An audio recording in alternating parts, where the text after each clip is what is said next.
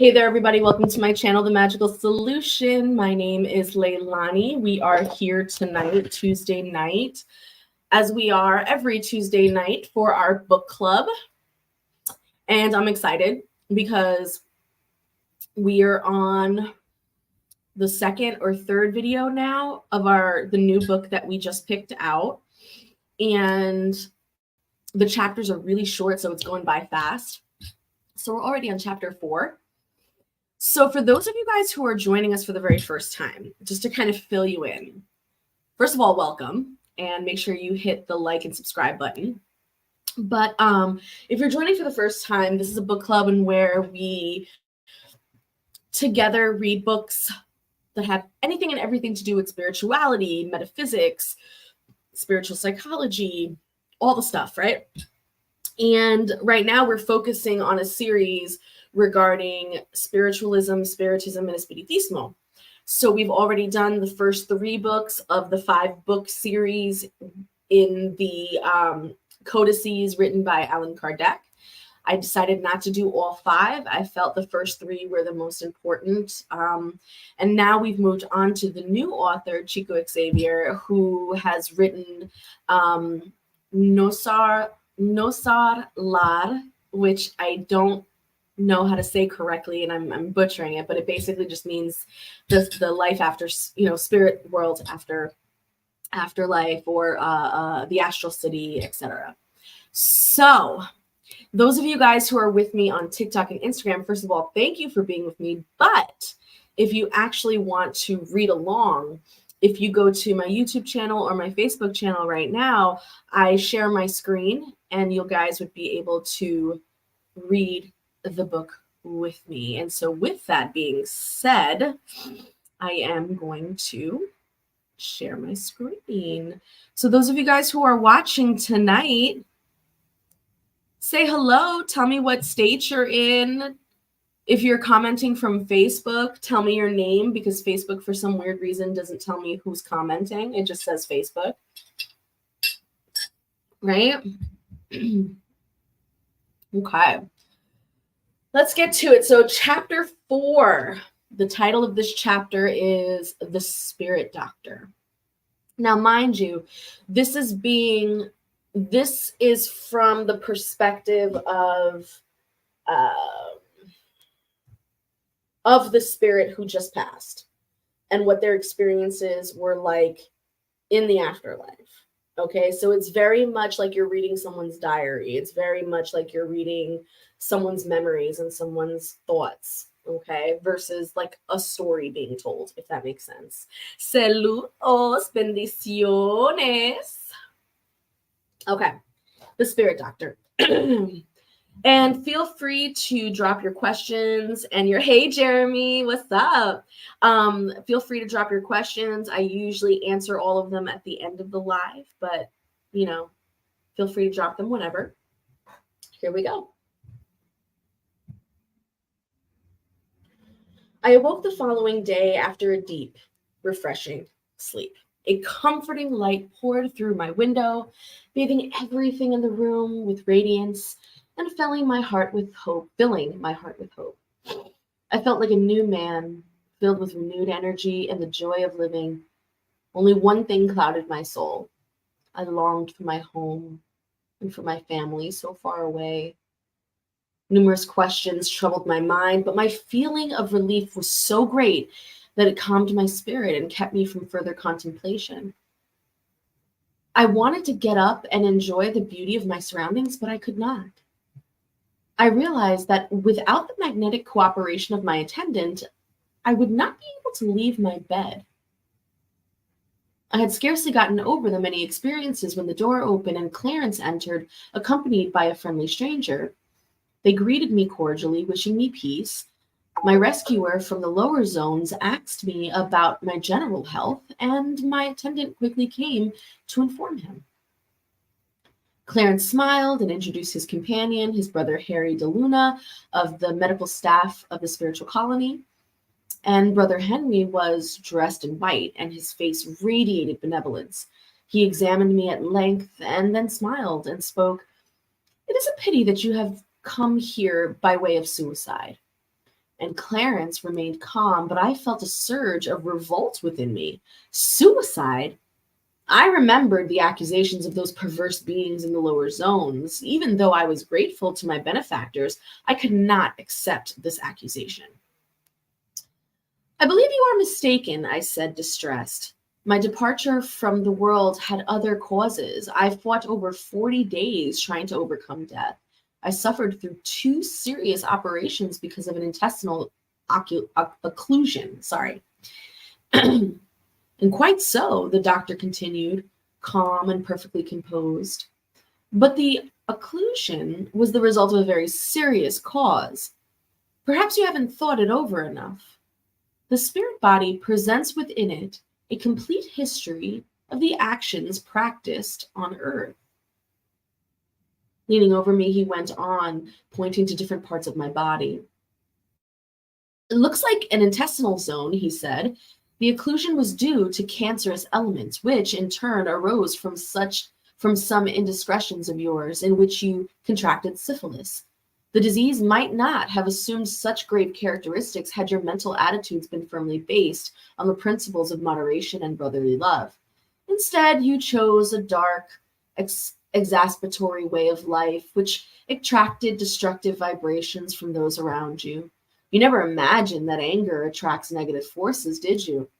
Your lack of self-control and your thoughtlessness in dealing with others whom you so often unthinkingly offended frequently left you under the influence of sickly and inferior beings. And these circumstances greatly aggravated your physical state. After a long pause in which he went on examining me attentively, he continued, have you observed, my friend, that your liver was damaged through your action? That your kidneys were also mistreated in your reckless disregard for the divine gift of physical existence? I felt deeply disappointed, but the doctor, seemingly unaware of my anguish, continued to clarify. The bodily organs possess incalculable reserves in accordance with the Lord's designs. You, my friend, evaded many excellent opportunities and wasted the precious blessing of physical existence. The long-term assignment which you had been given by those of greater spiritual accomplishment was reduced to half-hearted attempts at work which you never completed. Your entire gastronomical system was destroyed as a direct result of your harmless excesses in food and drink, and your essential energies were devoured by the syphilis you contracted through still other excesses. And as we see, the diagnosis is incontestable. I thought about problems of human life and reflected on many opportunities I had lost. In my life on earth, I had my own masks, tailoring them to situation at hand. I had never imagined I would be asked to account for those seemingly unimportant episodes. I had at the time conceived of human error according to human laws. Everything not prohibited by those laws was natural and acceptable. Here, however, I found another system of judging those errors. I was not confronted by stern judges pronouncing harsh verdicts or facing torture or the infernal abyss. Instead, smiling benefactors commented on my weaknesses as if they were dealing with a wayward child. Their superior compassion struck a blow to my human pride. If only I had been tormented by diabolical beings, I would have found my failure less bitter. Clarence's sympathetic kindness, the doctor's warm tone, and the attendant's good-natured patience all served to turn my pride to shame. I covered my face with my hands and sobbed brokenheartedly, realizing that Henry de Luna's conclusions were irrefutable. I admitted the full extent of my faults. Only one torturing truth now remained before me. I had truly committed suicide. I had wasted the precious opportunity of human life and was nothing more than a castaway rescued by charity. It was then that Clarence, stroking my hair in a fatherly manner, spoke. Stop lamenting, my son. I went in search of you in answer to the intercessions of those who love you in the higher spheres. Your tears will grieve their hearts. Surely you would rather show your gratitude by remaining calm during the examination of your faults, wouldn't you? True, your diagnosis points clearly to suicide, but I assure you that hundreds of others leave the earth daily in exactly the same way you did, and therefore still your heart. Use the treasure of repentance well. Keep the blessing of remorse in your soul, however late it has arrived, and don't forget that worrying doesn't solve your problems. Put your trust in the Lord and in your brotherly devotion. Rest your troubled heart, for many of us have already gone the same way as you. At these generous words, I rested my head against his shoulder and I wept. So that chapter was kind of a tough pill to swallow if you read it from the perspective of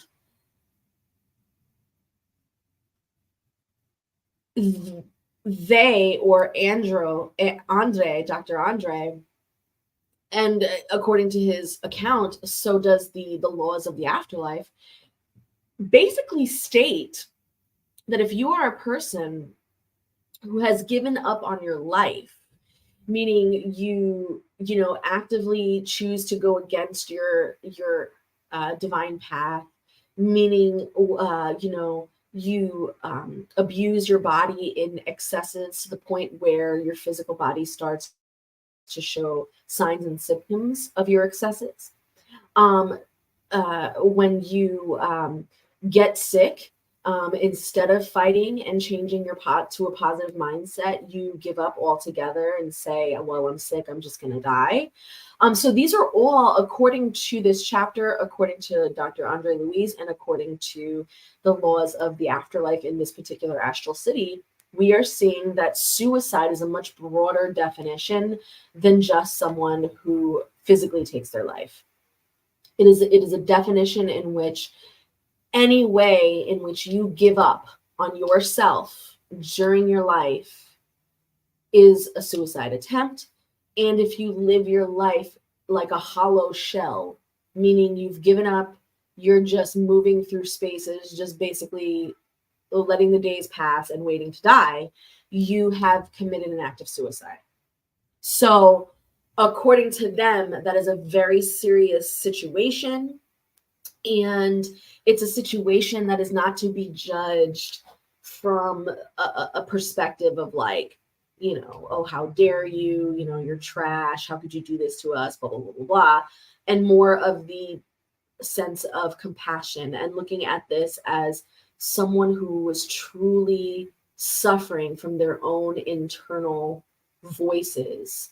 And those internal voices in turn allowed them and their spiritual body to become susceptible to spiritual illnesses, which also led in full circle back to physical illnesses and vice versa. So, it's this really bad cycle that we're seeing here in this cycle of suicide. And it seems to be the test. It seems to be the big test here, right?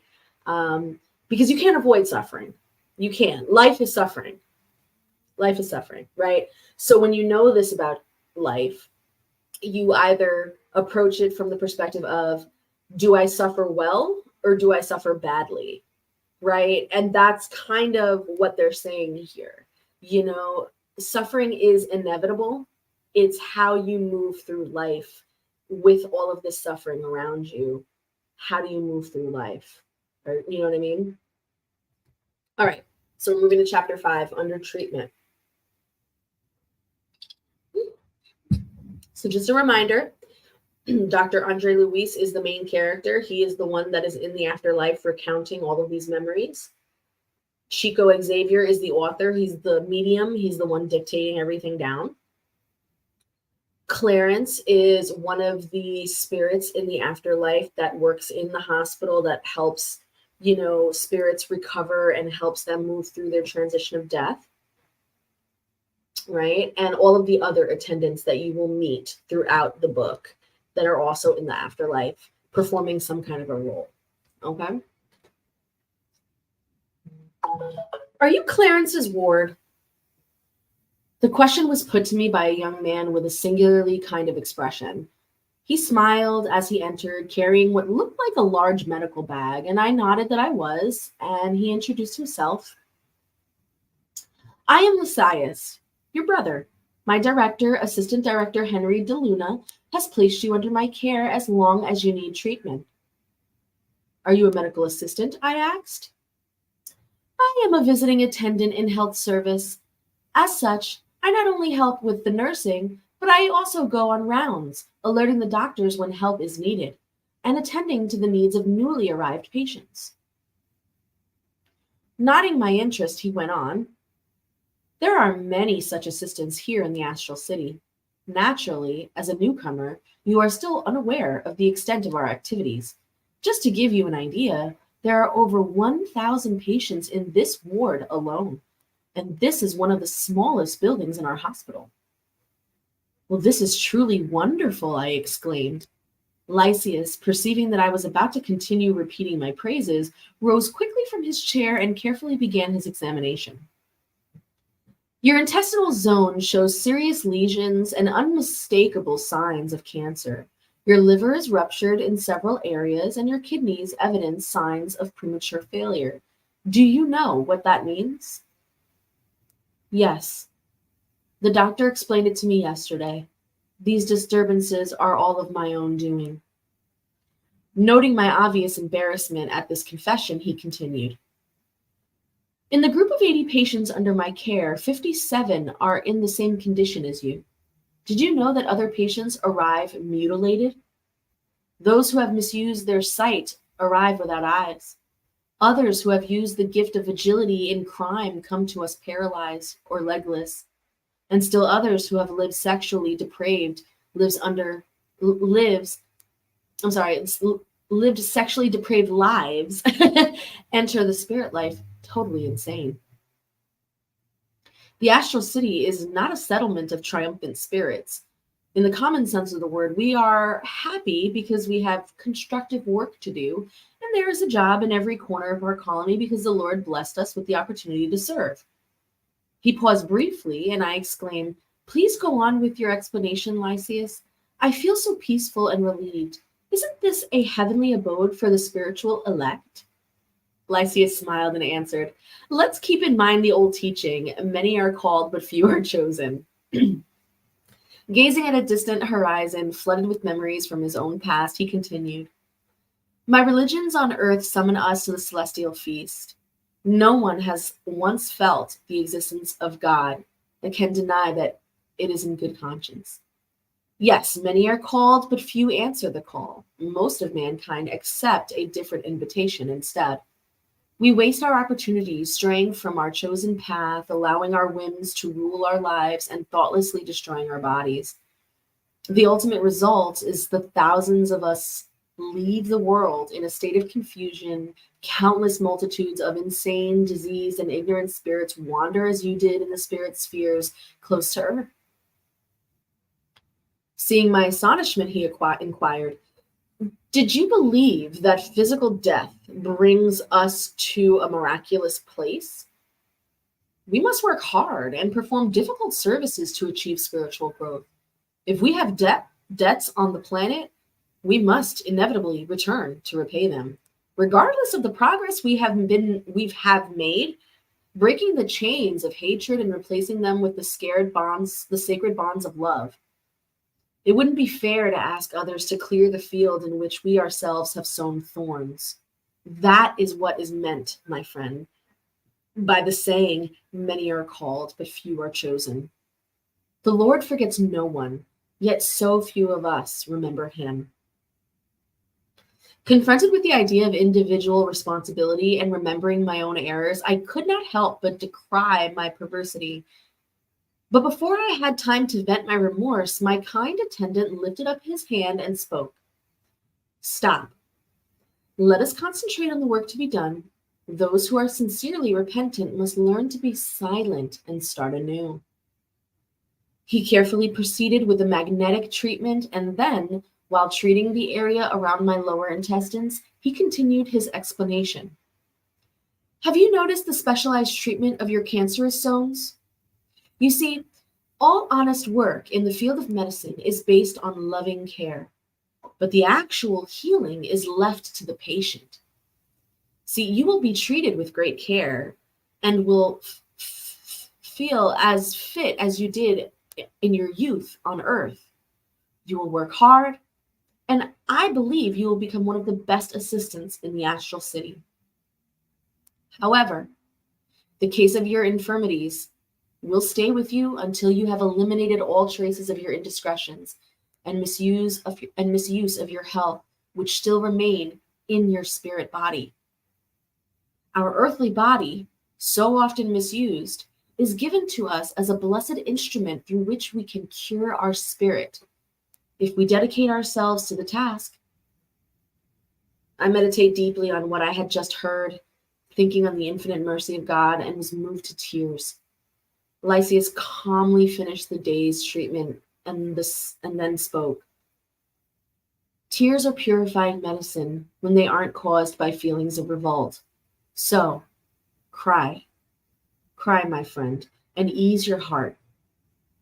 Let us bless our physical body with its countless microscopic cells, so humble and precious, so detested yet so sublime for the service they render us.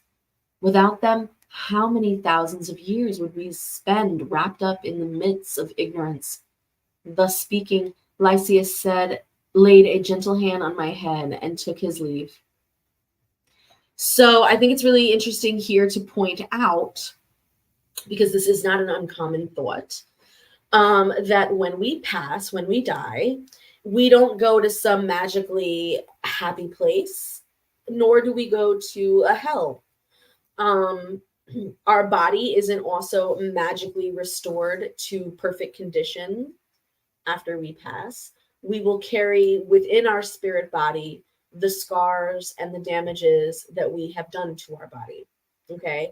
Now, a physical disability, something that you are born with, that is different, because that physical disability, according to these traditions, were assigned to you. And so when you shed the body, you shed that physical disability as well, because that isn't part of the spirit body anymore. That was part of the lesson that you needed to shed, right? But at least according to this tradition. But if you had a perfectly normal body, or you had a regular body and you abused it, or you lived a lifestyle that had repercussions and consequences that caused you to lose limbs, get diseases, do whatever, then those things that you inflicted upon yourself will scar your spirit body, and they will be carried into your next life in order to be treated, in order to be cured, in order to be eliminated and worked through, right? And so this is what we would call ancestral trauma. This is what we call genetic trauma. And it's this idea that your past lives and the lives of your ancestral line all play a role in your physical, mental, emotional, and spiritual health. And so after life, all of those things get recounted, all of those things get observed, all of those things are worked on so that you can come back to at least a functioning homeostatic state. And when you decide to return, because you can either stay in this astral city that he's talking about, where you serve forever and your penance is to serve, or you can go back and continue working on your stuff. Either way, that astral city is sort of like that middle ground before you can go anywhere else, right? It's the healing ground. Okay. Chapter 6, Precious Advice. The following day, after the evening prayer, Clarence came to me accompanied by an attendant. Radiating kindness, he asked affectionately, "How are you?" "A little better, I hope." And like any patient on earth who suddenly finds himself the center of attention, I was moved to self-pity. Reverted to my old habit of abusing brotherly love, I began to complain. "I do feel a little better, but I'm still suffering a great deal. I hurt below my stomach. I feel a strange sense of anguish in my heart. My cross has been heavy, my friends. I never knew I could withstand so much suffering. Now that I can think clearly again, I feel sure that these trials have sapped all of my remaining strength." And Clarence listened attentively, not showing the least sign of impatience. He even seemed interested, and his attitude encouraged me to continue. Not only that, my moral sufferings are really indescribable. Now that the outside storm has subsided, thanks to the assistance I have received here, I've had to face the storm within my soul. What has become of my wife and children? I wonder whether my eldest child, my son, has followed the plans I made for him. And what about my dear daughters and my wife, who was sure she would die of loneliness if we were ever parted? What of my wonderful wife? I can still feel her tears from my last moments on earth. I can't say how long I've been living this nightmarish separation. My continuous suffering has robbed me of all sense of time. Where is my poor wife, weeping beside cold ashes, or at the gates of death herself? What bitter sorrow! What a terrible fate for a man devoted to his family. Very few have gone through as much as I'm sure. Even while on earth, I suffered years of vicissitudes and bitter disappointments and infirmities, and was granted only a few hours of happiness in return. And then I was subjected to painful physical death, followed by unceasing torture in spirit, and a never ending succession of misery and tears. Is there no meaning of attaining peace? As much as I may wish to adopt an optimistic attitude, I can't help feeling heavy hearted and full of grief. What an unfortunate fate, generous benefactor. By the time my feelings of self-pity had reached such proportions that my words gave way to tears, Clarence, however, rose calmly and asked simply, "My dear friend, do you really seek a spiritual cure?" I nodded in assent and went on. "Then learn not to speak so much of yourself and your sufferings. Self-pity is a symptom of mental illness, which is time-consuming and difficult to cure. It is imperfect that you create new trains of thought and control your words. It is imperative that you create new trains of thought and control your words. The only way to spiritually balance is to open your heart to the divine light.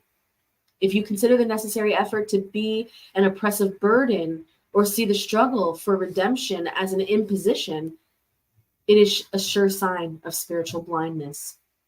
The more you dwell on your own painful experiences, the more you bind yourself to them.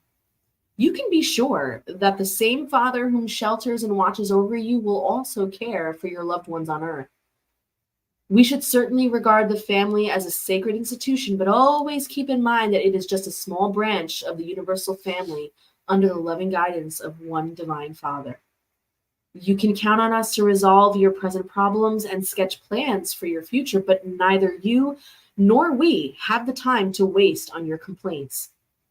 We in this colony accept the hardest toil as a welcome opportunity for ascent, remembering while we plod along, weighted down with debts, that Providence is unsurpassing in its love. If you too wish to stay with us, you must learn to think properly." Damn. Clarence done read his ass for filled. Shit. Meanwhile, my tears had dried. His words had brought me back to my senses, and I was ashamed of my own weakness, and I adopted a different attitude. "While in the flesh," continued Clarence, "didn't you compete for lucrative positions knowing their advantages? Didn't you appreciate the legitimate means of increasing the welfare of your loved ones? Wouldn't you engage in obtaining just fees in the interest of adding to the comfort and stability of your family? Here, the program is the same, only the details differ. On earth, conventionalities and monetary gains are the ruling forces, whereas here, we aim at a constructive work with lasting benefits to the immortal spirit. We look on suffering as a means to enrich the soul, and on each suffering as a step towards our divine goal. Can you see the difference? We seek souls, resist service, and remain inactive, venting their complaints to all. Strong ones, though, accept the task given to them as constructive steps on their path towards perfection. Mind you, No one will blame you for missing your earthly family or would ever think of extinguishing your source of sublime feelings. Nevertheless, you must remember that tears of despair help nothing. If you really love your earthly family and wish to be useful to them, you must first accept your present condition cheerfully. A long pause ensued.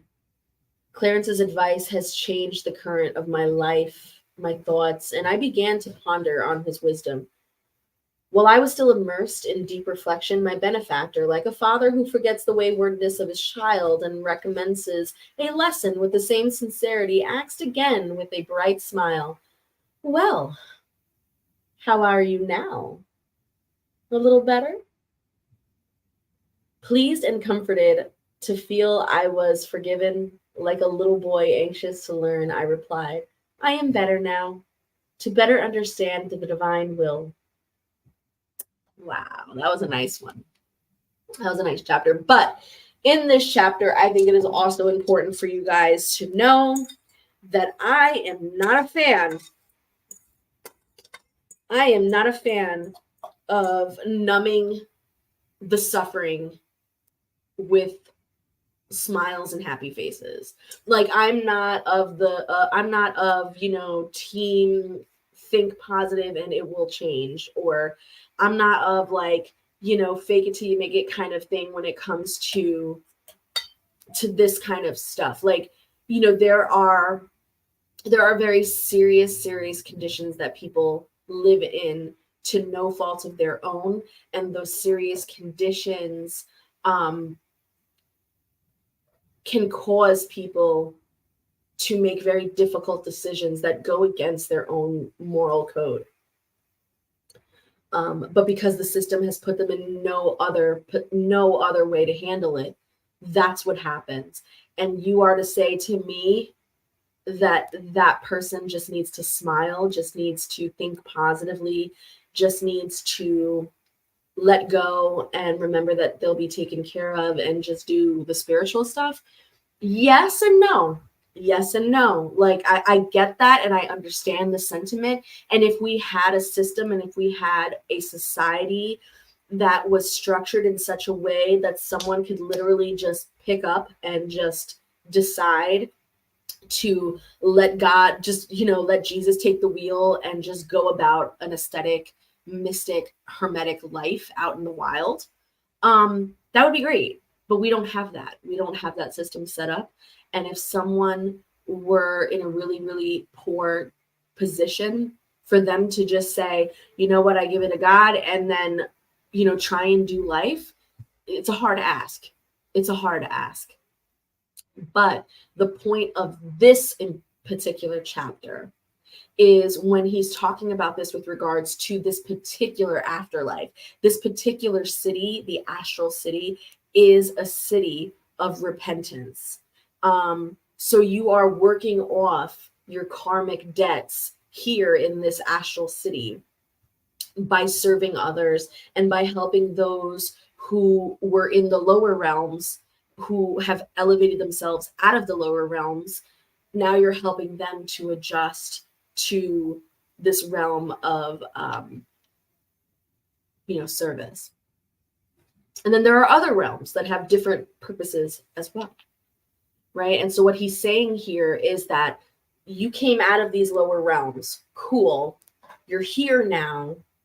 So that attitude, that mental state that got you into them lower realms in the first place, you need to let that shit go. You want a new frequency now. You want a new vibe. So you need to level up and you need to match the vibe. You need to match the vibe. And another beautiful thing about this chapter too, which is so important to any medium, any spiritista, any spiritist, and that is to have better thought, to think properly.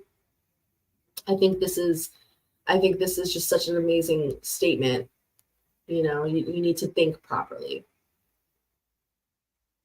Okay. 7:35. We're doing all right. We're doing all right with time. We're going through these chapters type quick though. Anybody have any questions so far?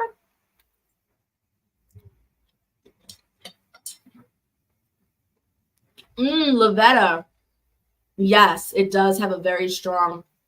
How are we doing over here at Instagram and TikTok? Hi, Myra. Yay. Hi, Great Scott. Oh my God, I haven't seen you in forever. Hello to all you guys. Oh my God. All right, let's keep going then if that's the case, right? Because we still have plenty of time. So Lysias explains, okay? Chapter 7. So Lysias came daily for my treatment, and Clarence continued to visit me regularly. I began to feel at ease as I endeavored to adapt myself to my new situation.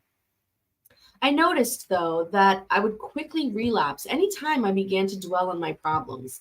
The anguish, the fear of the unknown, and the discomfort of maladjustment would all return. Yet, in spite of everything, I felt a certain inner stability. I derived great pleasure from leaning out of my window and gazing at the vast horizon. I was impressed by the difference between my surroundings here and on Earth. Nearly everything seemed to be an improved copy of Earth. The colors were more harmoniously blended, the very substance of things to be more delicate.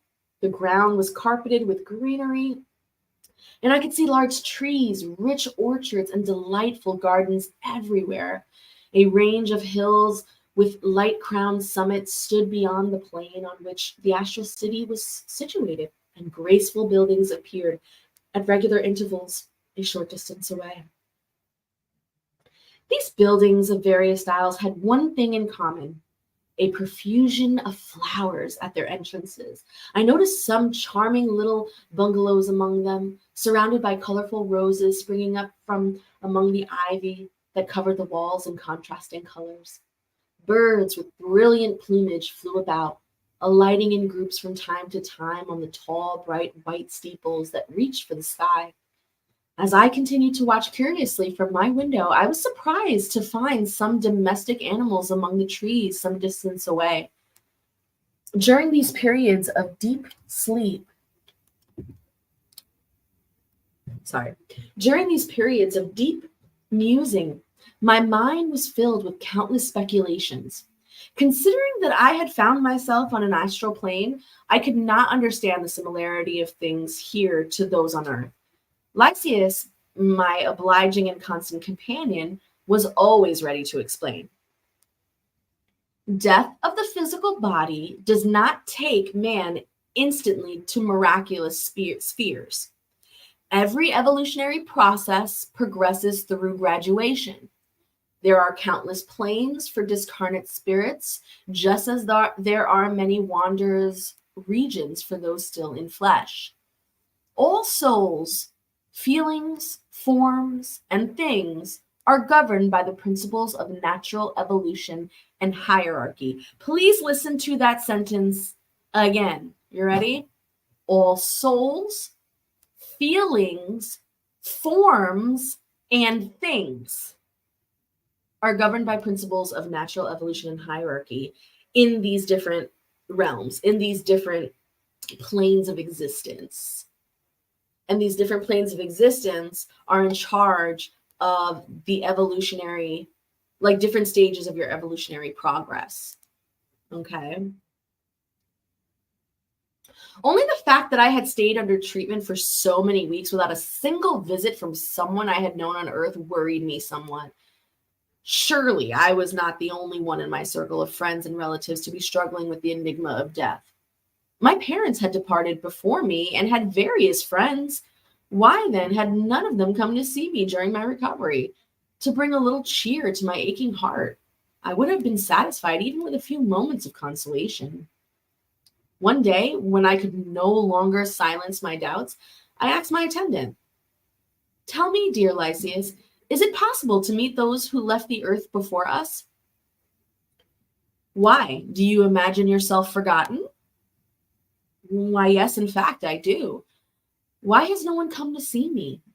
On Earth, I was always relied implicitly on my mother's devotion.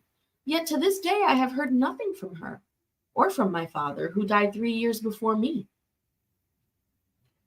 "Well, you are mistaken about your mother.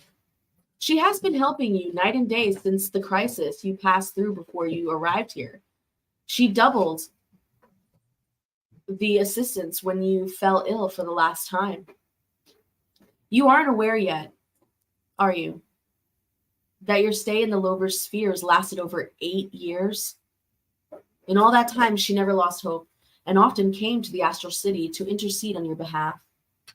She enlisted the services of Clarence, who began visiting you frequently until the moment when you, the conceited earthly doctor, remembered that you were also a child of God. Do you see now? I felt my eyes welt with tears. I had not known that I had been away from Earth for so long. I wanted to speak, to find out about those unperceived efforts, but my vocal cords seemed numb. My heart was too full to allow me to speak. On the day you prayed with all of your heart, continued Lysias, when you realized that everything in the universe belongs to our Almighty Father, even your tears were different. As you know, rain can at times be creative and at other times be destructive. The Lord doesn't wait for our prayers to love us. Yet, just as a dirty mirror cannot reflect the light, it is indispensable for us to cleanse ourselves and build a receptive attitude in order to understand his infinite goodness. Please listen to that again. Listen to that again. Just as a dirty mirror cannot reflect the light, it is indispensable for us to cleanse ourselves and build a receptive attitude in order to understand his infinite goodness. Now, to my students who are watching this, because I know a few of you are, now you know why cleansing and spiritual hygiene was one of the first subjects we get through, right? To be a medium, to be someone who accepts these laws as a spiritist or an espiritista, you are taking up sort of a lifestyle to, cleanse yourself every now and then so that your body is receptive for the messages that you need to receive for your own spiritual growth and for the spiritual growth of people around you and those who are seeking out your services. And where is my mother now? I cried at last. If possible, I should like to see and embrace her, to fall on my knees at her feet. She doesn't live in the astral city, he informed me. She inhabits a higher sphere where she works, not exclusively for you, but for the good of many. Noting my disappointment, he added, she is sure to come and see you when one earnestly wishes for something. It is already half obtained. Here we have your own example. For years you wandered at random, a prey to fear, distress, disillusionment. Yet as soon as you felt the necessity for divine assistance, you expanded the range of your mental vibrations and obtained visions and help. Encouraged by the explanation I had just received, I exclaimed resolutely, then I wish it with all of my heart, and she shall come. And Lysias smiled knowingly, and as he took his leave, he added this friendly advice. Right, but keep in mind that all deserving petitions should contain 3 basic prerequisites: an active will, persevering work, and merit. In other words, one must first wish, then work towards that wish, and finally be deserving of what he requested. He departed smiling while I fell into deep meditation, wondering how such a vast program could have been expressed in so few words. Bitch, right? Like, that last sentence was legitimately like, it was the entire, like, it was the whole thing. Petitions should contain 3 basic prerequisites. Write this down, y'all. Take notes. An active will, persevering work, and merit. Now, when he says, first you must wish, then you must work towards the wish, and finally be deserving of what was requested. That last part, finally be deserving of what was requested, I see a lot of these new age manifester kind of influencers out here trying to like cheat the system by doing this whole thing of like, I want to be in my delusion stage where like I'm just going to believe that I'm deserving of all these things and then they will come. And it doesn't quite, I mean, it does work that way. It does work that way. But I promise you, the way it's being implemented and the way that it's being practiced is not being done. It's not being done in the way that it's being said here. Now, here, deserving is what was requested, meaning having actual meritus banked already in your soul, in your spirit. So you've already built up a meritus bank. And so therefore, when you go to make these requests, when you go to make these wishes, your merits are on high. You're most likely to get that wish fulfilled versus someone who, does crime and murders people and does this and then goes and asks for help. It's most likely going to be something that's not going to be in his favor, or he's going to have to work extra, extra, extra hard to pull himself out of. Right? Because as it said, God favors those who favor themselves, right? All right, so I'm not going to read chapter 8. I'm going to stop here and I'm going to let chapter 8 be for next week. But I will say, where's my thing here? Did I stop sharing screen, you guys? Did it already stop? Let me know. So now I'm going to take your questions. How was the read? Hello. Ashe, ashe. Hello, hello. Yes.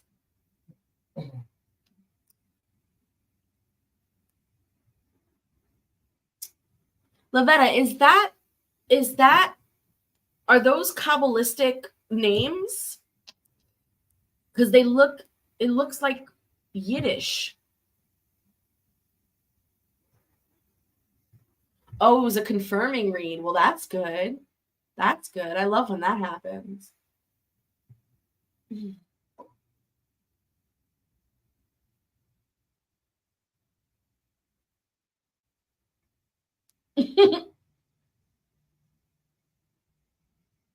Okay. Well, thank you guys so very much for joining me on this Tuesday night. I will see you guys next Tuesday as we move forward in this. Make sure you like, comment, share, and subscribe. And of course, remember that this is how we grow. Bye, guys.